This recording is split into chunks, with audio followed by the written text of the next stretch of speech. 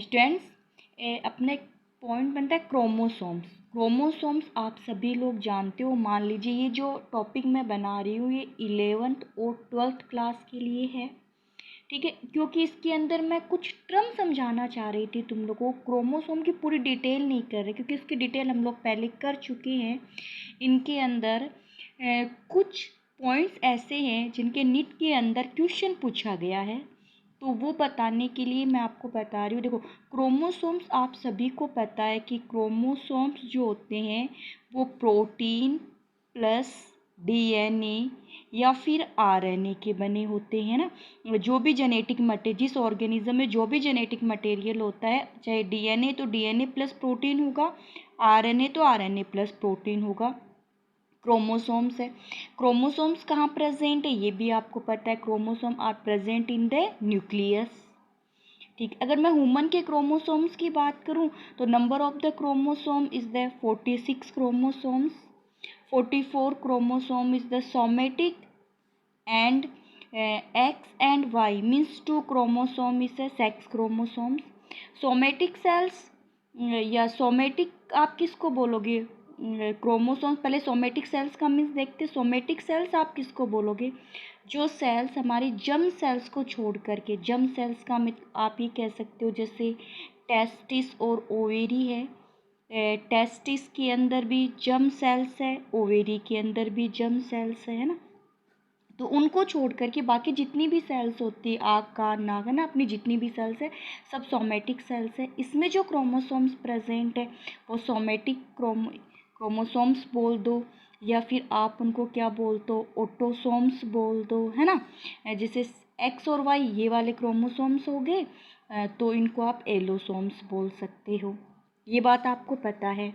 फिर अपन ये बात करते हैं कि जैसे अगर मैं एक नॉर्मली क्रोमोसोम्स की स्ट्रक्चर बनाऊं तो आप ऐसे बनाओगे, है ना। ये इसकी क्या बनाते हो आप? आर्म्स बनाते हो। अच्छा, एक बड़ी है ना, ये इसकी आप क्या बनाते हो? ऐसे आर्म्स बना देते हो। ये बात आपको पता है। ये वाला जो पॉइंट है इसको आप सेंट्रोमियर बोलते हो, और ये इसकी क्या हो जाती है? आर्म्स हो जाती है। अब आप ध्यान में रखना, एक साइड की जो आर्म्स है, जैसे मान लीजिए ये अपर साइड की आर्म्स हो गई और ये लोअर साइड की आर्म्स हो गई, है ना। इस हाफ पार्ट को आप क्या बोलते हो? क्रोमेटिड बोलते हो। एक क्रोमेटिड ये रहा, एक क्रोमेटिड ये रहा, एक क्रोमोसोम, है ना।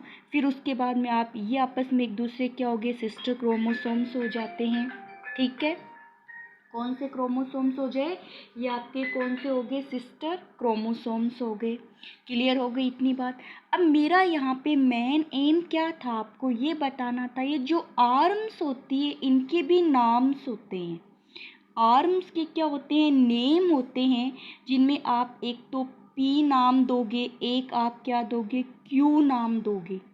जो पीन है इसको आप बोलोगे स्मॉल आर्म, और क्यू वाली को आप क्या बोलोगे? लॉन्गर, या इसे शॉर्टर बोल दो और इसे क्या बोल दो? लॉन्गर बोल दो। मेरा मेन एम यही था आपको इन आर्म्स के नाम बताने का। जैसे आप सेंटोमियर के बेस पे इसके टाइप करते हो, आपको सबको पता है मेटासेंट्रिक, सब मेटासेंट्रिक, है ना, एक्रोसेंट्रिक और टीलोसेंट्रिक। ये बात आपको पता है।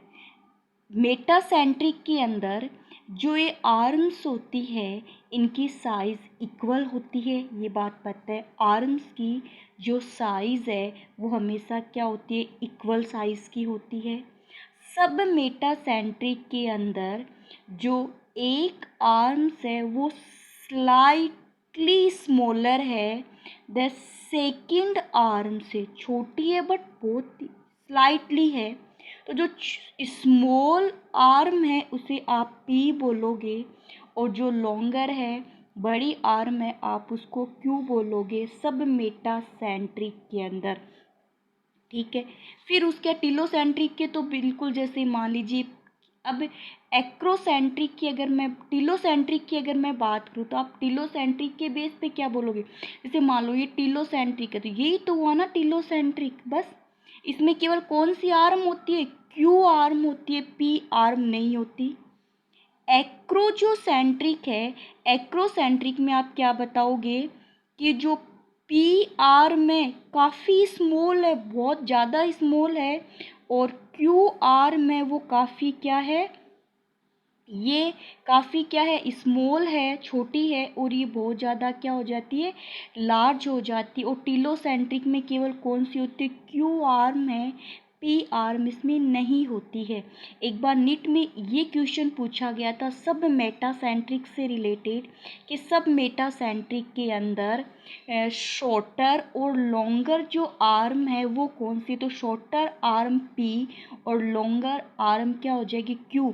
अब ये थोड़ा ध्यान रखना, आप क्वेश्चन को देखना, पहले शॉर्टर पूछ रहा है कि लॉन्गर पूछ रहा है। अगर लॉन्गर पहले वर्ड आ जाए तो क्यू कर दो, है ना, अगर स्मॉलर पहले आ जाए तो पी कर दो। तो ऐसे भी तो क्वेश्चन पूछा जा सकता है, जैसे टीलोसेंट्रिक में पूछ ले कि जो टीलोसेंट्रिक है उसके अंदर जो आर्म्स है उनका रिलेटिव्स क्या है, तो टीलोसेंट्रिक में आर्म का रिलेटिव्स क्या हो गया?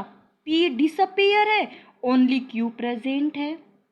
एक्रोसेंट्रिक में क्या हो गया? आर्म्स का रिलेशंस आपस में, the P is very small and Q is very long. और मेटासेंट्रिक में क्या हो गया? Both are the same. तो ये आपको ध्यान रखना, बस मैं इन्हीं आर्म से रिलेटेड क्वेश्चन बताने के लिए वीडियो बनाने का मेरा पर्पस था।